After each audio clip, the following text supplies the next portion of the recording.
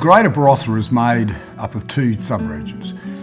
The perhaps more famous one, if you like, is the Barossa Valley in the west, and then there's the Eden Valley in the east. There's some significant differences though. The Eden Valley on average is 200 metres higher, slightly cooler, slightly more rainfall, probably makes wines a little bit more lifted and more elegant, where the Barossa Valley cousins are bigger and richer.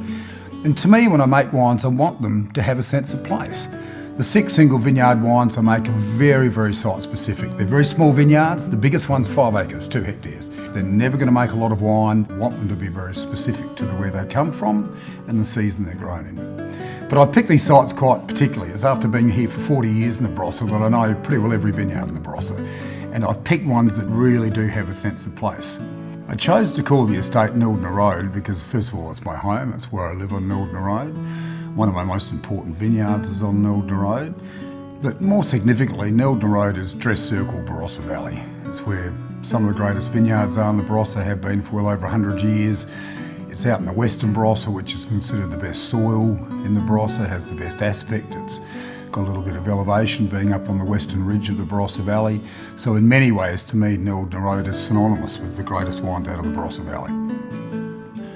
The vineyard that we have on Neldner Road, I've named the wine the Kraehe. Kraehe family were the original family that settled that part of the Barossa, and of course the Neldners, hence the name. And in fact, the next road up from Neldner Road is Kraehe Road. All of my single vineyard wines have Germanic names. There's no coincidence. The Barossa Valley was settled by Germans back in the mid-1800s, and I named the wines after the original families that planted the vines as my way of paying respect and paying homage to these people, because with my winemaking, I mean, it's all about encapsulating the raw materials, and if these people hadn't had the foresight to plant these vineyards all those years ago, I would not make the wines I do today.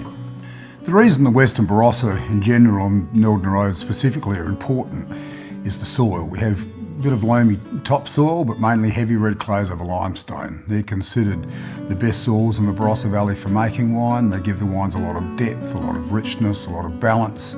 Because of the limestone underneath, we maintain good natural acidity in the grapes. So there's many, many reasons. It's a combination of factors, if you like, what the French talk about as being terroir.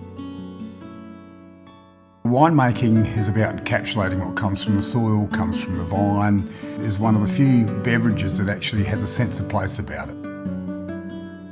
One of my favourite vineyards is the old Brennecke vineyard, which is now a 120-year-old Grenache vineyard in Seppeltsfield, which I make one of the single vineyard wines from, the Brennecke. And that probably epitomises everything that I do. I started farming the vineyard in 1992.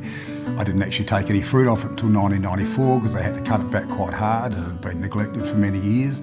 So it took a long time to bring it back into production. And it's a very interesting old clone of Grenache that was planted many years ago, and in fact is quite rare in the Barossa these days.